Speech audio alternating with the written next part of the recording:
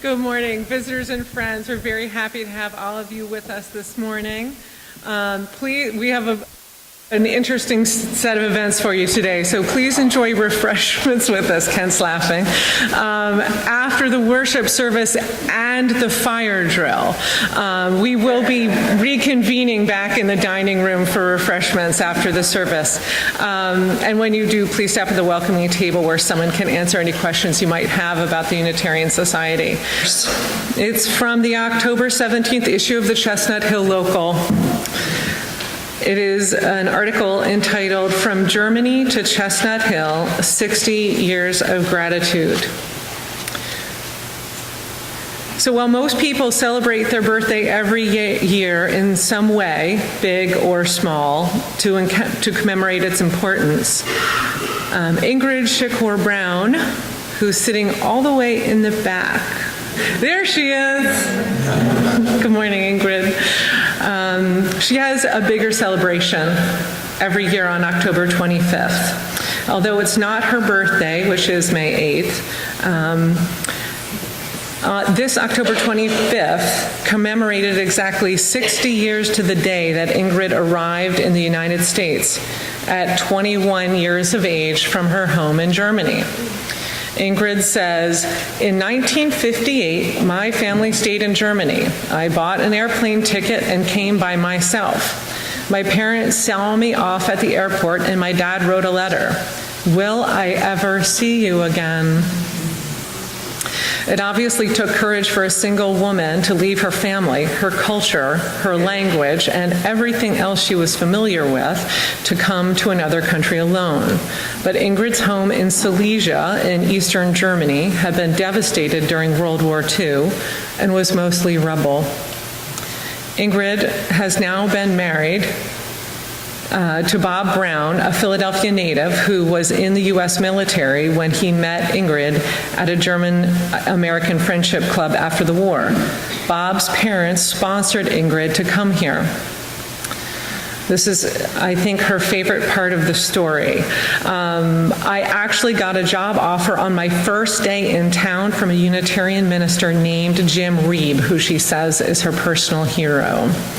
I am so grateful to him and to this country. Germany was too narrow. Every step you took, you were watched. Ingrid had a grandfather who was killed by the Nazis after he was overheard criticizing Hitler. Ingrid worked for Reverend Jim Reeb for 5 months. Jim laughed a lot, she said. He had a great sense of humor. Tragically, though, while he was participating in the Selma to Montgomery, Alabama civil rights march in March of 1965, Reverend Reeb was murdered by white segregationists.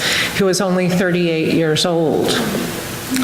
Ingrid still talks to Reeb's widow on the phone. She's in her 90s and lives in Casper, Wyoming.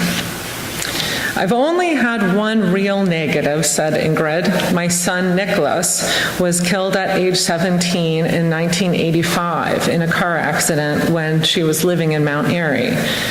There is a bench in the Wissahickon at Kitchens Lane with his name on it. I am grateful for all I was able to accomplish in America," says Ingrid. "I'm grateful for the personal freedom. I'm still very close to my family, who all are still in Germany." And these are the parts that Ingrid underlined when I showed this to her this morning. "My life has been very positive, and I have been very happy in my work. And next April 3rd, she will be married for 60 years.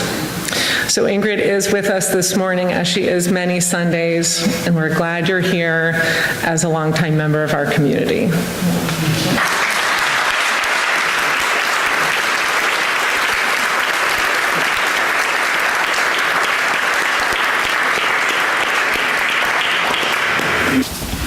Memory is the spiritual theme of the month. And the good news is, when we engage our memories as spiritual practices, we can experience many blessings. The problem is, as we know, it's not always easy. It can be difficult. Earlier this week, I was listening to Ryan in the office talk about the value of keeping a journal, and it inspired me to look back. I took out a journal I was keeping in 1994 while I was living and working in Mexico in Comitán, Chiapas. And some of the memories were a bit difficult for me. I wrote in one entry, my coworkers and I live together in a group house where 3 of the 5 of us have typhoid fever and are not feeling very well, including myself. We talked today about how we wish we had more friendships outside of the people we work with. This morning I returned home from the road and had a desire to call somebody local, maybe to hang out, maybe just to talk. And I realized it's sad to arrive in the city where you live after 2.5 weeks on the road and have nobody to call. I wanted to call the States, but then I thought about how much it costs. I decided I really didn't have the money for that. The house is quiet tonight. I'm going to bed early. Tomorrow I'll get up and get some work in, and then maybe go see a movie to try and raise my spirits. I just felt back to that. Just a little morose. As we explore all the ways in which memories affect the quality of our lives, we do find there's some periods of emptiness or perceived emptiness which can be difficult to revisit. Some of the most common difficult encounters with memory can involve alienation or rejection. And some of the larger societal trends that we're experiencing intensively right now negatively impact our capacity to remember well. The regularities of violence in our nation traumatizes our souls. We have 17 men in a retreat this weekend. Brian and I were with them until later last night.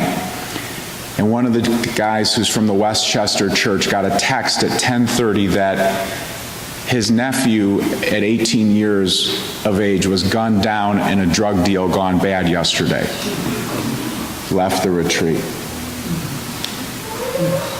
People in Pittsburgh and Kentucky burying their dead this week. An average of 95 people die every day in America by guns. 95 deaths per day average. Lies impair our capacity to remember well. Lies. Lies that our nation was built on about Christopher Columbus discovering the Americas when people had already been living here a long time. Lies about Thanksgiving being divorced from running and killing natives off the lands. On a good day, the President of the United States lies like a corner hustler selling socks with the bottoms cut off.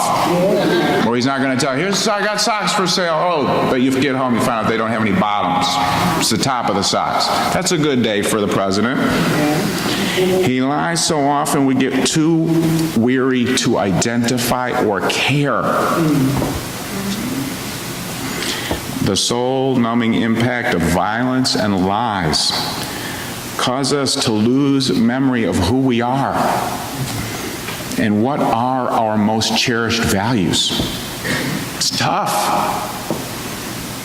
It's tough. So we have to keep working with memories of spiritual practices, because some of the memories, like the one of Ingrid, who I think keeps running around hiding from us.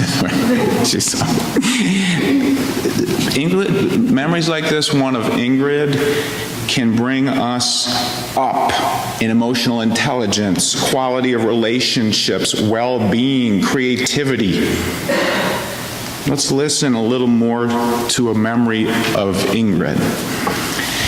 As refugees, Ingrid and others left Silesia in January of 1945 because the Red Army was nearby. The Red Army had a reputation for raping and killing indiscriminately.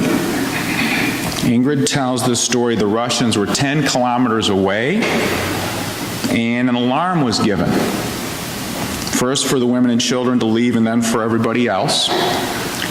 But she said, we didn't know what to do. Didn't know how to get out. An open coal wagon, normally used for transporting hay, was placed in the center of the village. And everybody put some pieces of luggage on it and waited for the horses to come and move it along, but the horses never showed up. Fortunately, she says, then a refugee train, although very overcrowded, came by and they were able to board the train and leave. She said it was a stroke of good fate, and they got out looking back and seeing the buildings going up in smoke. They got out, though, ahead of the marching Russian armies. They didn't know where they were going. They stayed for 2 weeks in a town called Bockenheim, and then we went on in trains to Bavaria. Things were so bad in Germany, she said, that you always wanted to get out. You always wanted to get out. It matters that we take time to stop and remember. Memories like that elicit courage. They bring up hope in us to deal with our problems. And the benefits of memory are so tangible, so we have to practice. We have to practice with the big memories like those, the really important ones, but you also have to practice on a daily basis. Some of the tangible benefits of memory can come in subtle, unexpected, exquisite ways. At times, seemingly mundane and small things can trigger rich memories.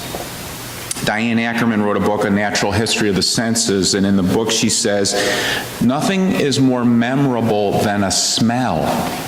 Nothing's more memorable than a smell. One scent can be unexpected, momentary, and fleeting, and yet it can conjure up a childhood summer beside a lake where you felt alive, or a family dinner of a pot roast and sweet potatoes where you felt safe.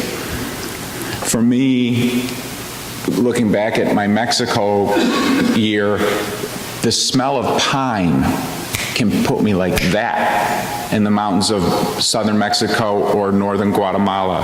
One smell of pine can just put me in the mountains where these tall pines and blue skies would lift me out of my blues and help me feel so alive. So smell of pine is so magic to me.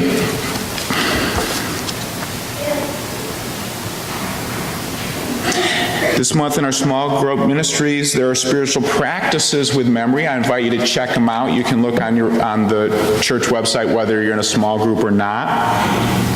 Here's one for you. Spend some time talking about how you'd like to be remembered at your memorial service. How would you like to be remembered? Ask a couple people what stories they might pick to share if they were going to speak at your memorial service. How would you like to be remembered at your memorial service? By the way, I would like to know. That's a rich blessing that I have in ministry. When people say, hey, can we talk about my memorial service? I say, most important thing, absolutely. Let's take all the time we want to do that. Think about it.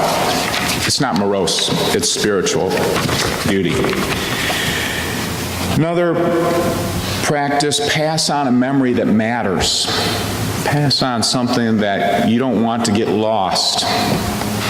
Right now, I was talking to my friend who works out west with Native peoples, and he was saying that he knows some Native American families that are taking time to pass on memories of the elders who have sacrificed and stood tall in protest to protect Native lands, like most recently on the Dakota pipeline, but a whole tradition of standing tall. to protect the tradition. Mothers and fathers pitched tents, shivered in the cold, ate simple food, and were hungry. Cousins got up on horses with Native American flags and chanted over a commitment to protecting clean water for the community against a pipeline coming through, or keeping the language alive. You have to tell the little kids in the reservation or the community so it doesn't get forgotten.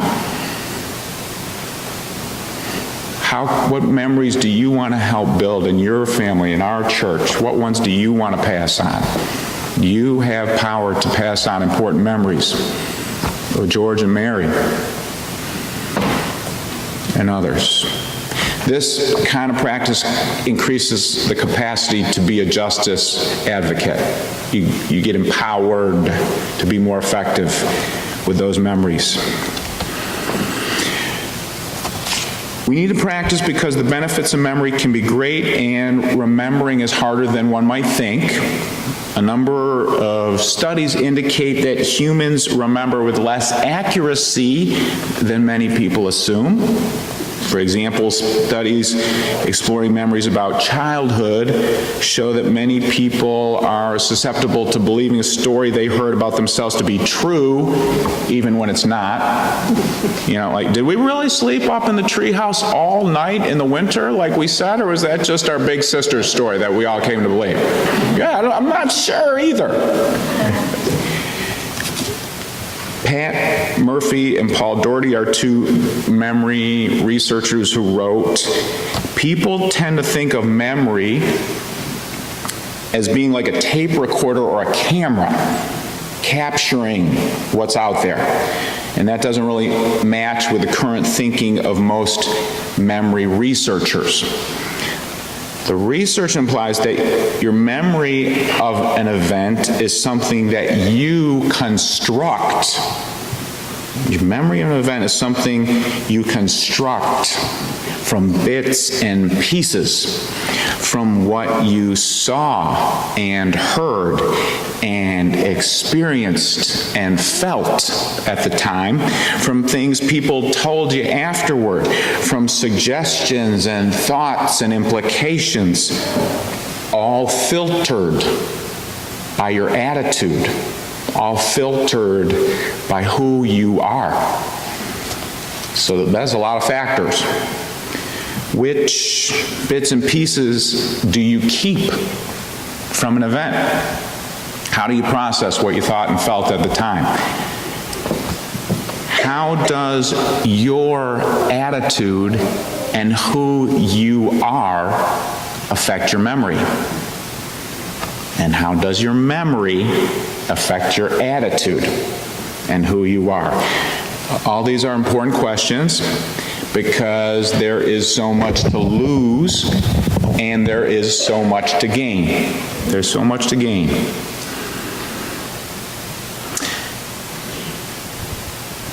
Who we are is shaped less by an accumulation of the events of our lives than by highlighting a key moments. So we all have moments of suffering and joy in our past. It takes practice to remember in a way that gives balance and reconciliation and hope. If you want to live with hope, your memory can be a part of that for you. You can mark things and have intentionality to claim and proclaim them. Here's a story that I like a lot. I know a couple where they had a very scary situation. Their little girl took a scary tumble down a lot of stairs. Very upsetting. And as the fright and the tears were starting to subside, when they came to believe that the girl was okay from this dangerous fall down the stairs, the mom, looked the dad in the eyes and said, "I love you very much." And then the man looked back and said, "I love you very much." So when they think back on this, they don't focus on the fear that the girl was hurt, let alone whose fault was it, which should have had a gate up at the top of this. Why didn't we have a gate up? They focus on the declaration of love in a time of fear. How you remember can help or hinder you in achieving your life's purpose. The mission of the church is building beloved community with compassion, service, and empowerment. What memories can you give to help us achieve that? That can be when we fell short and when we succeeded. On a personal level, which memories can you claim and proclaim as a way of being your most true best self? Which memories might your marriage need right now? Which memories might help you to remember and celebrate that love is the most powerful force in the universe? Which memories might help you and our community to have a strong, vibrant, robust election day?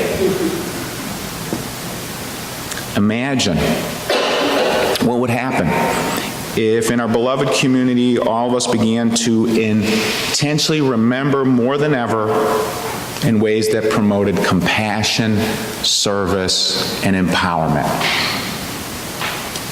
Blessings be. Amen.